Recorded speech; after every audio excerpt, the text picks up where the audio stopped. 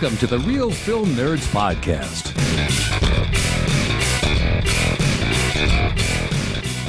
Good day, everyone, and welcome to another exciting episode of the Real Film Nerds Podcast.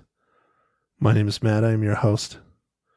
One of your two hosts, shall I say, on this exciting podcast where, once again, Mike and I talk about revenge. Yes. One of my favorite subjects, man. I love revenge movies, so I am eager to review this one. Seriously, Mike, why do you like revenge so much? Who are you trying to, take down?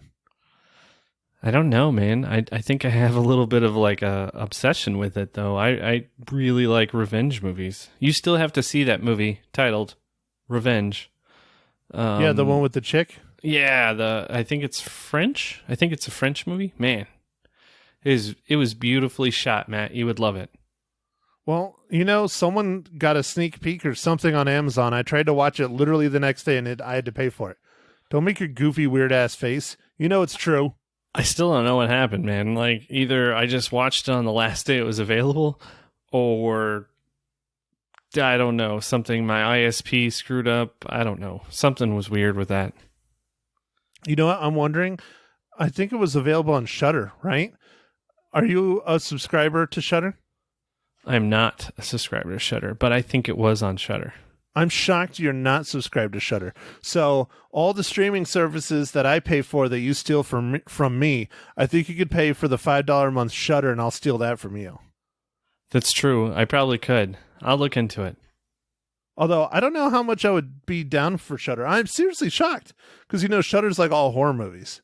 Yeah, so the problem I think I would have is being able to watch those horror movies a lot, because my significant other, Maggie, is not a fan of horror movies and doesn't really like watching them, because they often get, I don't know, that remnants stay inside of her mind, and then she has nightmares, so she doesn't like that. So,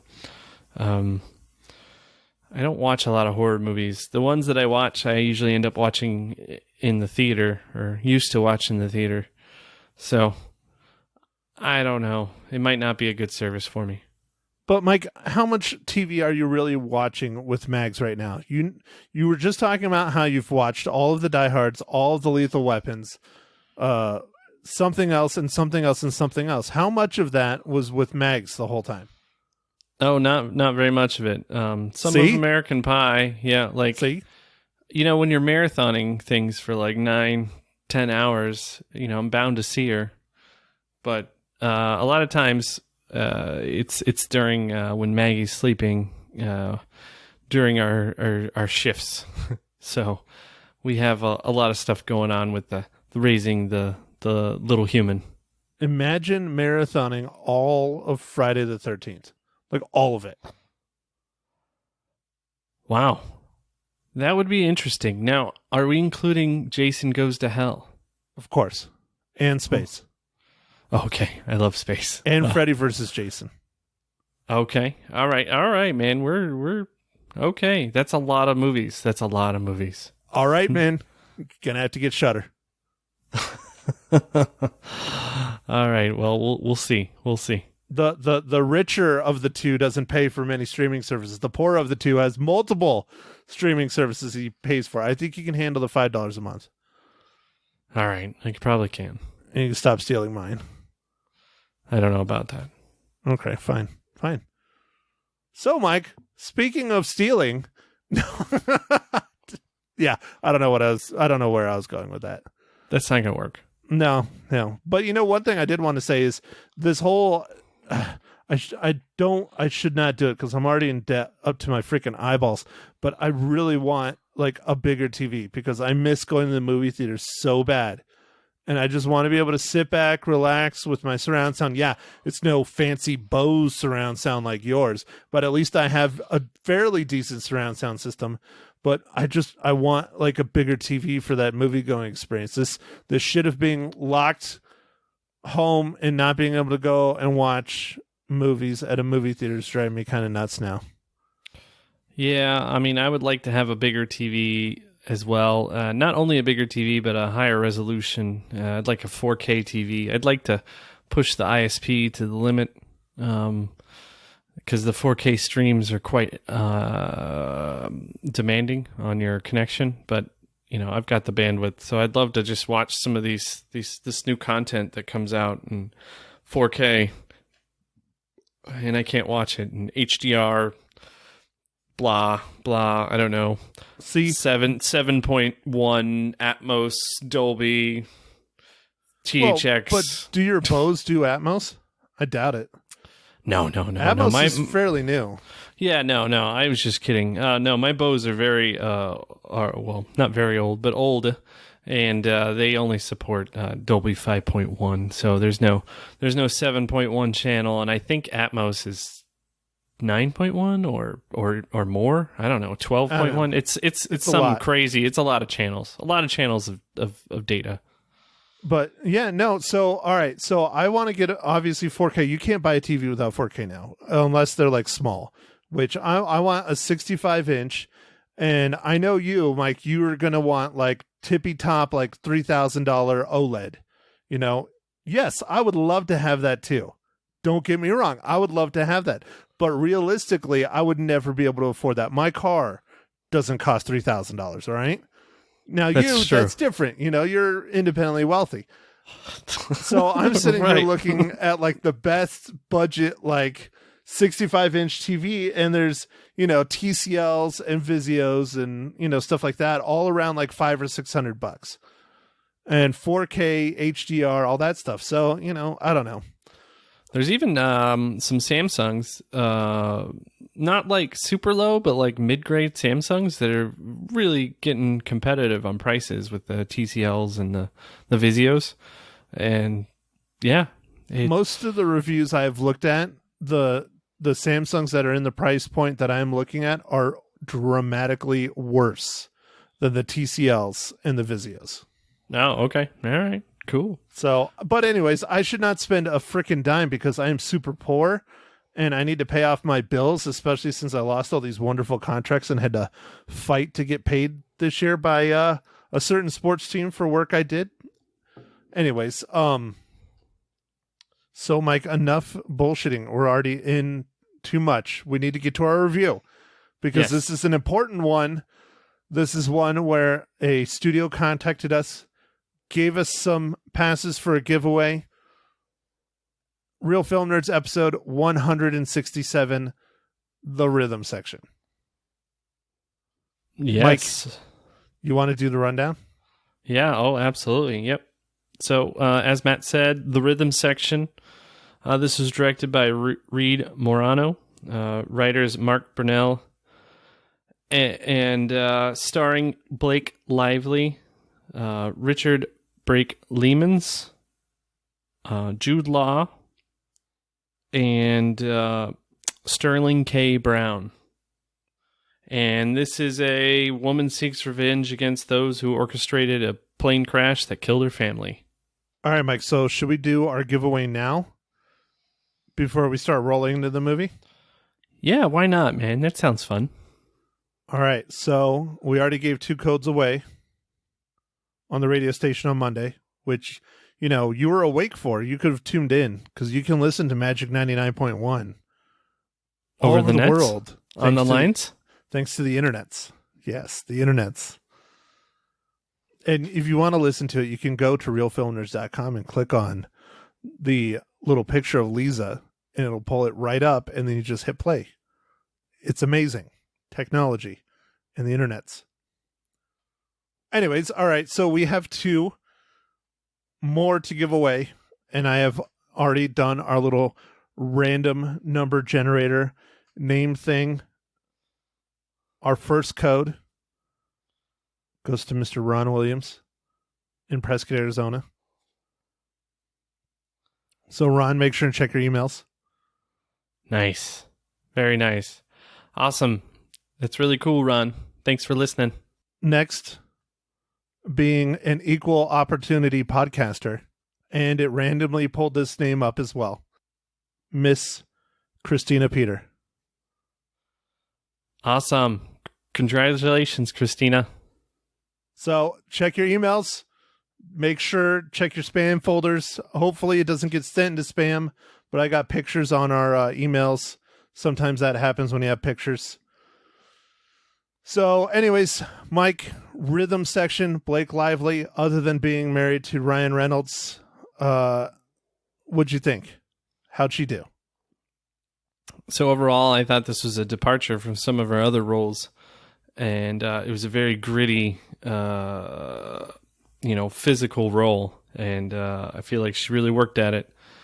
I think it's kind of underrated. I don't know why it's rated so low on the unofficial sponsor of the Real Film Nerds podcast, IMDb.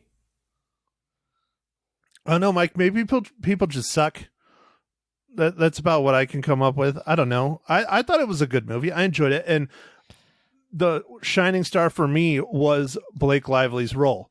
And I talked about that a little bit on the radio station. I really loved how Blake Lively plays multiple different characters going through. Well, she's one character, but different roles in that one character. So she starts out as the girl next door. And you see that as she's flashing back to being with her family. And then she turns into the drug addict hooker. And then she morphs into a badass 007 James Bond assassin type. And she does each one of those roles very well, in my opinion. Yeah. No, I think she pulled it off. It was a real gritty movie. It was good. Jude Law, of course, he always does a great job. He was not your typical Jude Law. I mean, most of Jude Law's roles, he's a little bit of an asshole in one way, shape, or form or another. This is like the third Jude Law movie I've watched in a row, like Road to Perdition, The Rhythm Section, then I watched Contagion. Oh, I talked about that on the pod because that's on the radio. That's the thing. On the radio, Mike, I do 2 movies now because we're streaming and everything. So I watch 2 and I tell them, and honestly, if you want to be freaked out more, go watch Contagion. I don't suggest it because it's just, it's uncanny. It's uncanny how similar it is. It's still a good film. I enjoyed it quite a bit, but I don't recommend watching it right now in today's climate because it just makes things worse. Because you're like, oh, look, we knew about all this in 2011. Oh, well, I watched Outbreak, and I kind of was like, oh. I mean, not quite the same, but like, oh, man. Oh, no, dude. Contagion is like spot on. Like, the virus comes from China, from food, no way. From a bat and a swine. You know, oh, man, that is right on. Yeah, it's ruthless, man. It's absolutely ruthless. It just, yeah. Watch Rhythm Section instead. It's not gonna give you nightmares. All right. So Blake Lively did a fantastic job. Jude Law in Contagion, he was an asshole, like a hardcore asshole profiteer off of the virus and stuff. In this, I think he was more of an asshole to try and benefit Blake Lively's character. You know, he was the stone cold cool CIA guy that clearly has seen some shit and is taking it out on her a little bit. Yeah. Yeah, he really doesn't. I don't know. I believe the part where he didn't believe in her. Like he didn't think she was tough enough. Oh yeah, definitely. Well, especially since she comes to him as a junkie, you know. Yep. All right, Mike. So let's see. Are you looking at your structure? Is that what you're doing? No. No structure, dude. No structure. We threw structure out the window. We threw structure out the virtual internet's window. Out of the Microsoft window? Yeah, oh, man, that's good. Yeah. Bam. Damn. There, I finally got a decent one. Whew. I was struggling. You don't have to do anything for a long time now. Good. All right, good. All right, so let's see. The scenery was fantastic. Clearly, a lot of it was shot in England, in London. Yeah, London. Was it? You think it was London? I don't. Scotland, maybe. I don't know. Like I don't know if some of the places of the movie said they were taking place in like Scotland area. I don't know if they were, but wherever it was pretty, like cloudy and green, but pretty. Well, I think definitely some of the city scenes are London, just because they're driving on the other side of the road. Didn't some take place in Spain too? Maybe, yeah, probably. I think. Anyways. It's probably all Europe, yeah. Yeah, it was all over Europe, all over. Because, I mean, that's where, even though most of the actors, not all of them, but most of the characters that are involved in it are American, they're in Europe doing their clandestine things. Yeah. That's one thing that was a little weird. It was like she was an assassin, but she wasn't working for anyone. She was just kind of working for herself, getting the revenge. Yes. Do you think she's going to just continue on being like a badass assassin for Jude Law? I don't know. It kind of indicated maybe, but at the same time, I don't know if she wanted to do it as like a way of living. I don't know. Hard to say. All right, Mike. So let's see. What else do we structure here? Cinematography. Sure. There was a scene in this movie that I really, really liked. I mean, I don't know. It's not really a spoiler, right? I don't know. I don't know what you're thinking. I mean, I used to think like you, and then you had a child, and now you're a completely different person. Okay, yeah. It's because I don't sleep anymore. See, so we should be more aligned because I don't have a child and I don't sleep.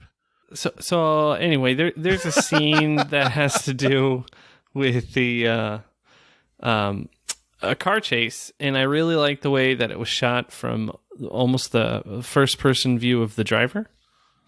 Do you think it was the driver or a passenger? Well, I mean, I guess it was a passenger, but you never left the inside of the car, which I thought was interesting because most of the time you always have like an above shot or an outside shot. Not in this scene. I thought that was cool. I thought it was a way different way of doing it. It was kind of like the Bay Bang movie that we did recently. Remember they had that whole scene that was like that too? Well, it wasn't a whole scene though. It was just like one shot. Yeah.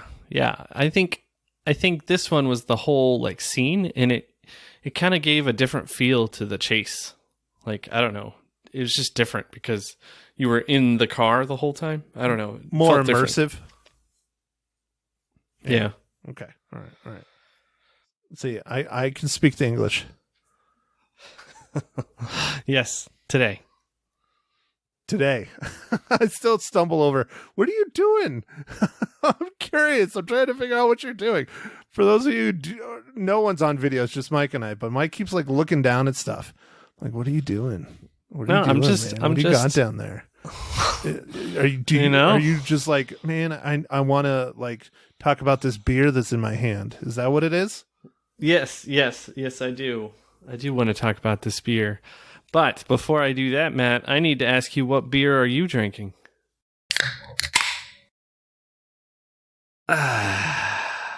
Well, Mike, thanks for asking. I wanted to get some bourbon. I got lots of bourbon. I've purchased it. That's one thing that's interesting right now in the apocalypse. Lots of the hard liquors are on sale. And so I'm getting like $40 and $50 bottles of bourbon for like $20. It's pretty sweet. But I did not get to pour a glass of bourbon. I am instead celebrating with a champagne of beers. I'm drinking a Miller High Life. I think it's my last one in the fridge. Oh no. So do you have like some system? Like, do you have those Amazon buttons where you can just like the tap, where as soon as the High Life is gone, it like you tap that and like it just shows up at your door again? Oh hell, dude. No, I got Amazon Pantry. It's just automatic. Every week I get, 2 12-packs to the front door. Nice. I wish that's how it worked. That would be cool. But hey, maybe it'll go that way soon. I don't know. But I have lots of Four Peak, but I think this is my last High Life, yeah. So All right, Mike, where's your IPA? Go ahead. Get your IPA out. Matt, you're going to be shocked. It's not an IPA. Ooh, is it a Rona? No, but it's kind of like a Rona. It's a... I mean, those are on sale. It's a land shark, which is very similar to a Corona.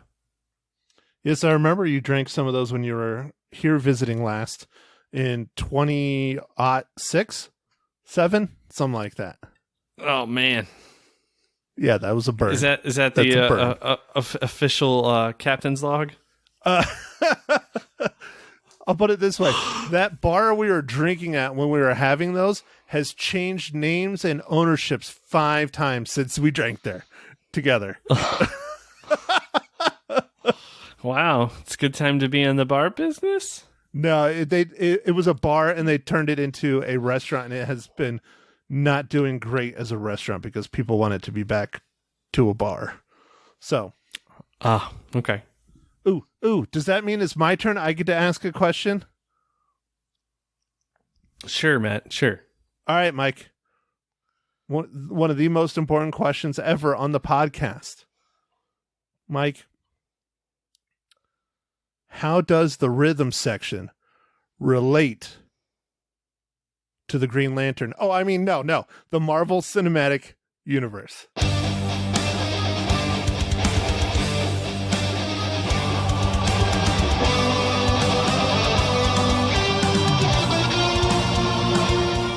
Well, for the Green Lantern, it's like a Kevin Bacon type thing, right? You know, Blake Lively's married to Ryan Reynolds, who's Deadpool, and dude, Blake whatever. Lively's in the Green Lantern. Is she? Oh yeah, she is. Oh, that's probably how they met. Yeah. Oh Jesus, Mike.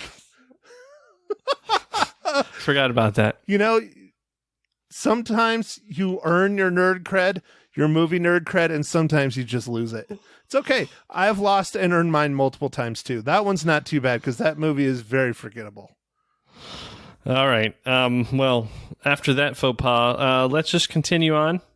Are you not going to answer the question, Mike? No. MCU okay, tie-in all right. is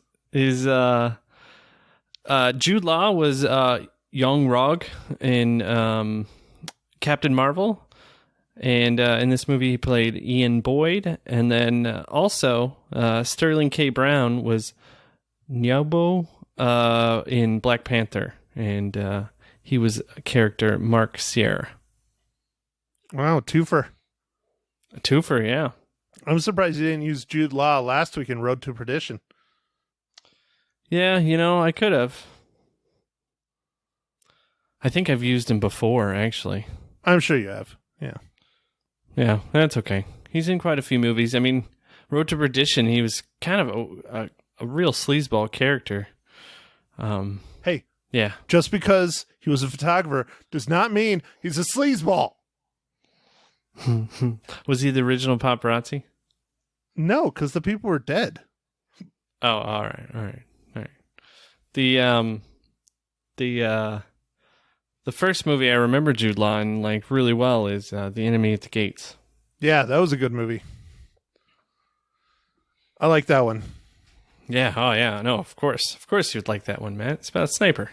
Oh yeah, how can you not? And dude, it's historically speaking, I like that one a lot because you don't see a whole lot from the Russian and German perspective. It's always, well, granted, we are Americans, but it's always from the British and the American perspective.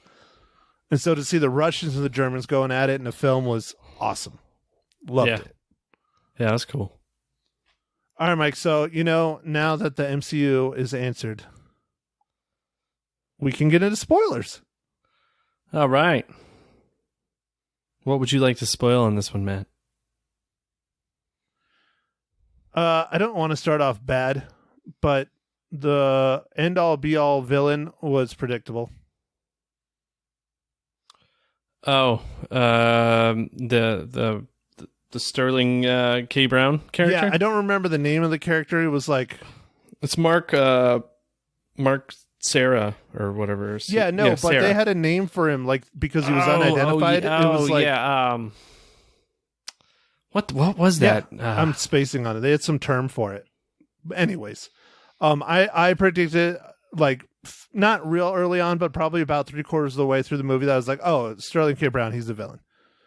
But what I liked, hopefully I don't get too much flack for it, but what I liked was that it was not like a James Bond or other kind of assassin or even just a regular movie death where the hero comes and teases the villain and they have this long drawn out half-hour long conversation about being killed and all this shit, and then they kill him. I like that Blake Lively basically just went up and just popped him. Yeah, no, that was good. It was interesting. Like her first assignment, she kind of screwed up. Like, but the guy ended up, passing away, so it was okay. But when she messed up on the second one, I was like, man, I don't know if she's cut out for this. Yeah, she's not a good assassin. She's too kind. She just can't pull the trigger. Yeah. But I think it straightened itself out. Well, yeah. But that second one was a lot more hardcore than the first one. Like the first one, she just walks up to him and was supposed to shoot him in the head. The second one, I mean, it was like almost taking his freaking head off. Yeah, well, also I thought it was reminding of her previous job as a junkie prostitute or whatever, and I felt like that was hard, like to try and be back in that mode, back in that lifestyle. Yeah, kind of. So interesting. I felt like that was part of her hang up for that character, but I was like, uh-oh, man, you're not gonna. I was like, this is not going to turn out well if you don't start executing figuratively and literally. Well, yeah, you can't go around somewhat killing people and not finishing the job and expecting your boss to be happy about it. And then you see the repercussions when she didn't finish the job. Oh, yeah, it was awful. Yeah, not only the guy died, but like basically his whole family got blown up. And again, Jude Law just like shrugged it off. He's real good at being a likable villain, I guess is a good way to put it. Nice, yeah. All right, Mike. He has had a lot of those characters. Yeah, seriously, he does. He does. Like even in Captain Marvel, he was a villain in there, but he was a very likable villain in that. I mean, he starts out as not a villain, and then later on you find out he is the villain, which is, well, not similar to this, but anyways. Yeah, wasn't he in what's that movie, the Robert Rodriguez one that was like an anime? He was in that, right? Robert Rodriguez one that was like an anime. Yeah, James Cameron produced it. Was he in that? Great. Now I'm losing my nerd card. No, he doesn't. It had like the man. It was like the kind of robot.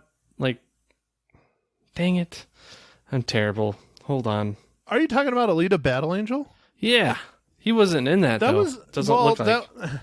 It's based on a manga. Oh, sorry. I don't think Jude Law was in that. I don't remember. No, he wasn't. But for some reason I thought he was.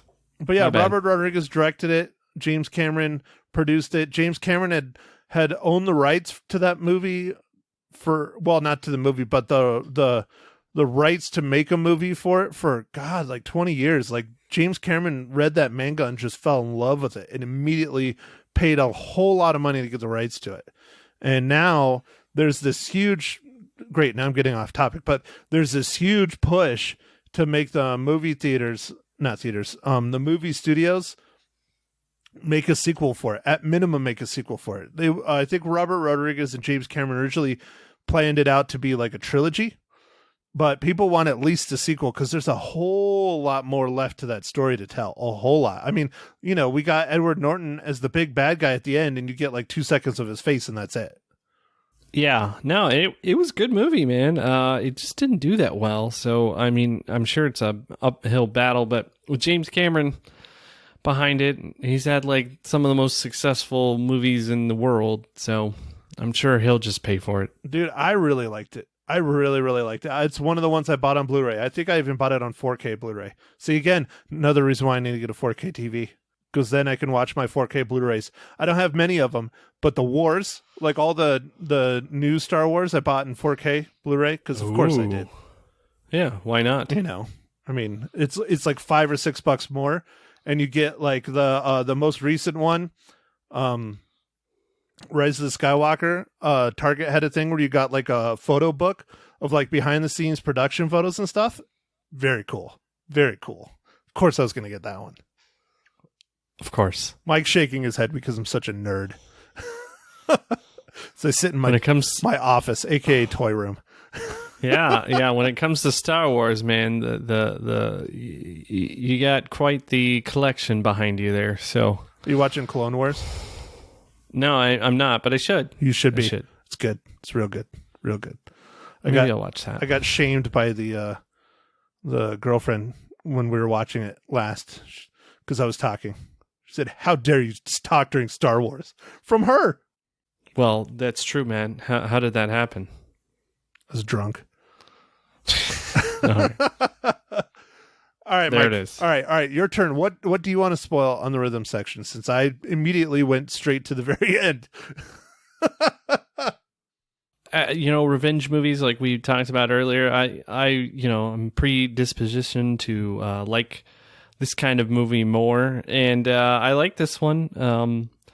It reminded me a little bit of the recent female kind of revenge movie Peppermint with Jennifer Garner, and also it's kind of female Taken-y, kind of like Taken without Liam Neeson. Dude, I think this was better than Peppermint. Yeah, I think this was better than Peppermint. Peppermint was okay. It was interesting. I'm not slamming it. It was nice to see it in the theater and stuff, but I think this movie was better. The other cool thing I really liked was that car chase scene. I liked being, I guess, the passenger, essentially. The way that it was shot, it just had a different feel for it, and I thought that was kind of cool.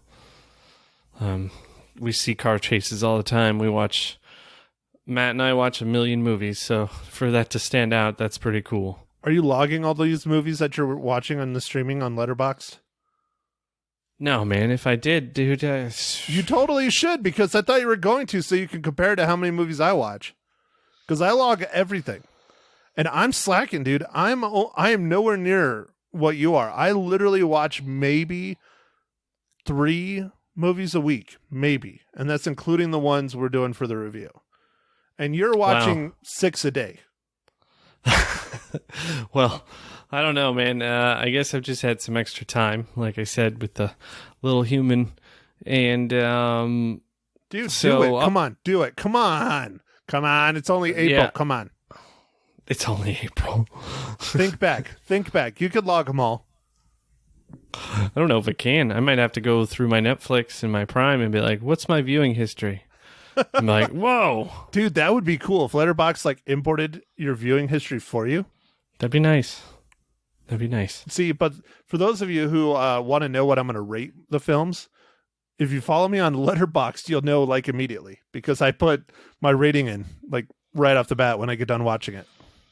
Nice. Well, I think I've talked about it before. Like literally, when I was walking out of movie theaters, I'd do like Letterboxd like right away, because then I'm not influenced by like anything else. I'm like, all right, I just saw the movie, done.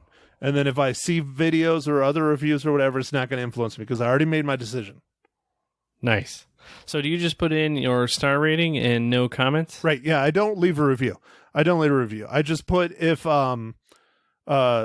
I watched it, the star rating, and if I had seen it before or not. You don't have to leave a review. You can if you want to. I think more people follow you if you leave a review, but I don't want to. My rating's enough. Yeah, all right. I gotcha. So speaking of ratings, Mike, how many reels do you give the rhythm section? Yeah, that's all right. I rolled in there pretty good, huh? Yeah. That's 2. I think I'm going to do 3.5 reels out of 5 on this one. Dude, seriously, like, this is getting ridiculous. No way, it's the same? Yeah, I give it 3.5 reels. Yeah. Yeah. This is absolutely ridiculous, Mike. Ugh. How dare you? This is terrible. How terrible. dare you? We need to watch them. We need to go to a movie that I really love and you really hate, or vice versa. We need to do that just to prove that we are not coercing. I am see, English. Now I'm losing the English. We're not talking about our reels before we sit down to record. Yeah, there's no collusion. There you go. See? There's that English. Now spell it. Hey service. Hey, Can service. you spell that for me? Is that Uber? I would say it, but then I was worried it was going to go off, and then other people listening, it might go off on them. And anyway, is that like instead of Uber Eats, it's Uber Spell? Yeah. Oh man, Uber spell would be great. A dude pulls up to your front door, knocks on the door, and says, "All right, Mike, this is how you spell it." All right, thanks for the $5. Have a nice day, sir. It's funny. That'd be ridiculous. But maybe it's coming to that. I don't know. Maybe we're going Wall-E style. Dude, if I'm going to be trapped in my home forever, I need to get somewhere where I have more land so that my neighbor's barking dog will not drive me insane my waking and sleeping hours. Yeah, your neighbor's dog, doesn't it go off just 24/7? All the time. Just all the time. Now has it changed? I feel like in my neighborhood, people are putting out their dogs that didn't used to, because I think their dogs are driving them batshit crazy because they're at home all the time. Oh, no.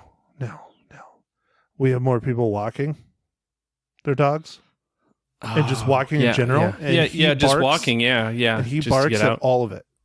The people walking, cars, people and their dogs walking, javelina. He barks at all of it. At all of it. Crickets. Yeah. I still don't know how that dog has not figured out that he can jump over the fence either. Like, they have one of the short fences, and he's a full-size black lab. He could clear that fence if he wanted to. He doesn't want to. I guess not. My black lab basset hound, he could clear that fence, and he was nowhere near as tall as that dude. I don't know, man. I know that being home all this time, our dog that we recently adopted, Dutch, named after Predator. Yes. We have learned more about him, and he doesn't like it when the wind makes one of the doors have a sound, kind of like a whistle, but it's a weird sound. From the seal or whatever is losing a little bit. And he gets all nervous and tucks his tail and all this. I'm like, man, what does that remind you of? And then also the thunderstorms. He doesn't like thunderstorms. That makes sense. Dude, no dogs like thunderstorms. I've never had a dog that likes thunderstorms at all. It's too loud. And I think it's part of too loud and not seeing it coming, like the loudness and the noise. Yeah. So that's some of the observations, but man, when you're with your animals and we're raising a little teeny human, but all the parents out there that have a little bit bigger size humans, it's gotta be pretty crazy right now. I don't even want to think about it. I couldn't imagine what I would be like when I was imagine if we were teenagers, Matt, and we were stuck at our house with our parents for months. Oh, dude. Well, my parents probably be okay with it because I would just work. Because that's what I did. I just worked. I worked a lot. I've been working for years. Yeah, but you wouldn't have been working at the restaurant. Well, maybe. No. They would have found something. Well, yeah. Maybe I'd be you would have been delivering in the tacos. kitchen. Hey, I might. Yeah. Maybe I'd be in the kitchen. I did dishwash a few times. That sucked for a few shifts. Oh, that shit was ruthless, dude.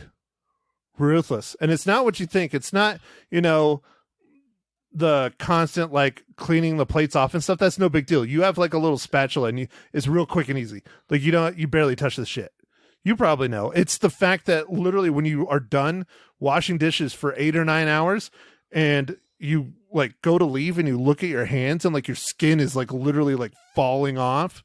That's the worst. It's like some horror movie, man. Yeah, I remember when I did dishes at the Jack in the Box. It's not really that hard because you just put it in this industrial washing machine. It was just, you didn't like doing them, even though the industrial washing machine only takes like a couple minutes. Yeah, for me, it was, everybody bringing the plates when it was busy, it's stacked up, but you get, the spatula, you clean it off, you throw it in the rack. Once the rack's full, you throw it in the washing machine and you just keep going. The work itself wasn't bad. It was fine. It was nice, there's no bullshit. You just did it. But my hands, dude, were just butchered.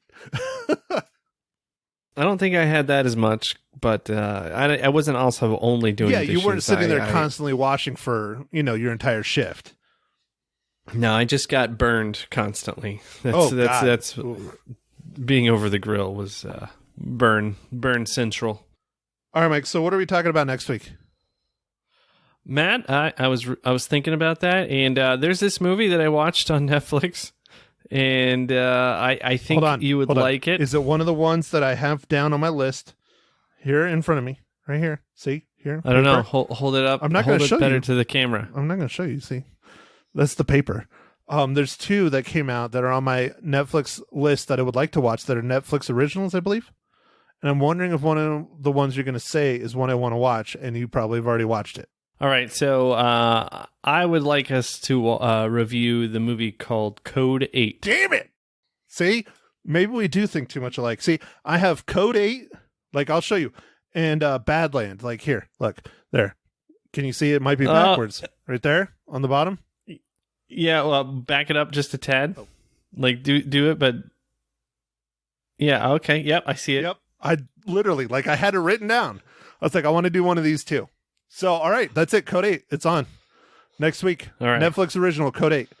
Maybe, I don't want to do Badland for my other one for the radio. I'll find something that I haven't watched in a while, and I'll do that for the radio, maybe. Unless you got a suggestion. I don't know. I've just kind of been marathoning like older movies that I liked, like watching on the Lethal Weapon series was kind of cool. They're all on Netflix. Yeah, I gotta find something though, because I mean, Lethal Weapon, like that's something we probably would do. Like we would like do like all of them in like one giant podcast, maybe. I'm thinking. Yeah, I even thought about doing a giant podcast where we just talk about all of them and like likes and dislikes, like a lot different than we normally do. Just talk kind of like overall generalities of them. Yeah, of the whole series. Yeah. Yeah. So I don't want to do that. So I'll have to figure something. Because I like doing 2 because I think I know Lisa likes getting 2 in there. And until, I can actually start watching new movies in the theater, I think it's a good way to do it. All right. That's fine. So to close out the show, I'm going to say this. Do you think I should buy a new TV? Tweet at us, Facebook me, email me, Real Film Nerds everywhere. Tell me if I should buy a TV and which one. Or if you want, you're welcome to donate a 65-inch TV to me as well. That's generously welcomed. Yeah. 4K, you'll review it permanently, right? Like it's like a you will constantly review it and let everyone know how it's doing. Yeah. Every week. And then I will also name my firstborn after you, but I don't ever plan on having a firstborn like Mike over here. So that might not happen, but maybe a hamster or a fish. Well, what about if you get another dog or adopt a cat or a fish? See, maybe a pet. Yeah, there you go. If you supply me with a 65-inch TV, I will name one of my upcoming future creatures or child after you. Nice. It's fair. That's fair. I like it. I think that's a good trade-off. All right, Mike. I think I'm done. We've been rambling for a while. We have been rambling for a while. This has been a fun episode. Matt, I guess with that, we'll let everyone go. Thanks for listening, everybody. And as always, you can follow us on all the socials. And please review us on Apple iTunes. That seems to give us the best, turnout. It gets us most noticed. I think statistically on our hosting site, I don't know how big of a statistic it is, but definitely the most downloaded site where people get our pod is Apple Podcast / iTunes. Is Apple. Yeah. All right. Well, with that, thanks.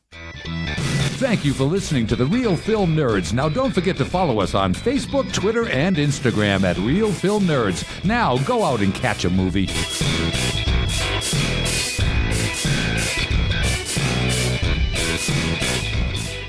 That's Taylor Swift with The Man on Magic 99.1. The man, the myth, the legend.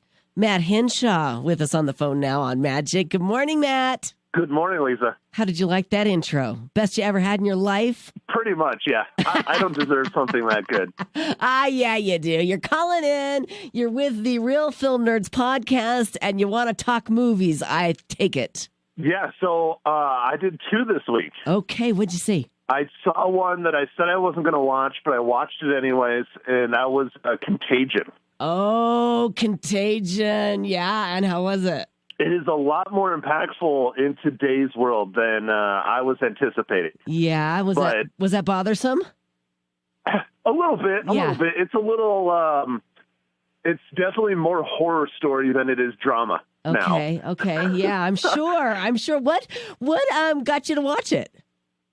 Oh, I just came across it, and it was on one of they had like a free preview weekend on one of the movie channels, and I was like, I might as well watch it. Oh, my gosh. It's been years. I saw it in the theater when it came out in 2011 because, Steven Soderbergh, he's a fantastic director. Right, right. And killer cast. I mean, Matt Damon, Kate Winslet, Jude Law, just incredible cast. And it's a really good movie. It really is. It's just... in today's climate right now, unless you really want to be spooked, don't watch it. Yeah, I'm sure it's really close to home right now. It does. But it's still a really good movie. So that's why I still give it 4 out of 5 reels. 4 out of 5 reels. All right. And where did you say you could catch it? I believe it's on Cinemax. I believe, or you can rent it on any of the streaming services. Okay, very good. What else are we talking about this morning? Now, the one that we're doing for the podcast, this was very exciting. And for those of you who listened to my podcast last week, we were contacted by a big movie studio, Paramount, and they gave us some free codes and asked us to review a film that they just put out on streaming last Tuesday. It's called The Rhythm Section, starring Blake Lively and, again, Jude Law. Oh, my gosh. All right. So it's called The Rhythm Section. Rhythm Section. And how was it? It was good. It was it's kind of like a action drama, James Bond spy kind of thriller movie. Okay. I think Blake Lively really knocked it out of the park. She did a really, really good job. She starts out as like a sweetheart, a girl next door, turns into like a drug addict, that turns into a hardcore assassin. Wow! All in this span of one movie. Yeah, it's pretty wild. Oh my gosh! And so I don't want to ruin too much of it, but yeah, it took turns that I was not expecting. And how many reels are you going to give it? I liked it a lot. I give it a 3.5 out of 5 reels. 3.5 out of 5. And you said that people can actually listen to your podcast for a chance to win a digital copy? Yeah, we're giving away multiple digital copies of the film because Paramount gave us a bunch and said, here, give some away. Might as well. Everybody's trapped at home. Right. Let's get some people watching movies. Right. So remind people what the name of your podcast is and where they can find you. It's realfilmnerds.com and just Real Film Nerds. So you can find us on Spotify, Apple Podcasts, YouTube, you name it. All right. Very cool. All over the place. Very cool. And So. Matt gave me a couple of codes to give away as well. Give me a call right now, 445-9910, and I will hook you up. Matt, thank you so much for calling in this morning. Everything going okay? Yeah, it's going good. I'm, getting a little burnt out of not being able to run around and get in trouble outside or not go to the movie theater. Right. Well, hopefully That's this will the all... real one. I know. A lot of people have said that to me. Hopefully this will all be over soon and we can get back to getting on. Well, it's either that or I'm going to have to go out and buy a new giant TV because I need that movie theater experience. Well, that's always an option, too. Matt Hinshaw from the Real Film Nerds podcast. Thanks again for calling in. Thank you, Lisa.